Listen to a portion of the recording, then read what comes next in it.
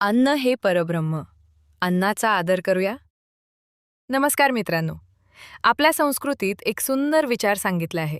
अन्न हे परब्रह्म आहे. म्हणजेच अन्न हे केवळ पोट भरण्याचे साधन नसून ते ईश्वराचे स्वरूप आहे.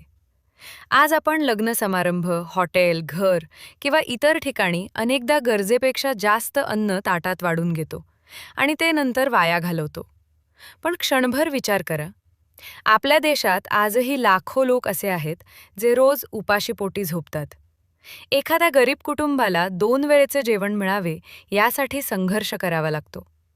मग आपण अन्नाची नासाडी करण्याचा अधिकार आपल्याला कोणी दिला? आपण जेवढे आवश्यक आहे तेवढेच ताटात घ्यावे. उरलेले अन्न स्वच्छ असेल तर गरजू व्यक्तींपर्यंत पोहोचवण्याचा प्रयत्न करावा. रस्त्यावर किंवा कचऱ्यात अन्न फेकणे म्हणजे अन्नाचा आणि ते पिकवणाऱ्या शेतकऱ्याच्या कष्टांचा अपमान आहे. चला, आज एक संकल्प करूया. अन्न वाया घालवणार नाही. अन्नाचा आदर करू आणि गरजूंना अन्न देण्याचा प्रयत्न करू.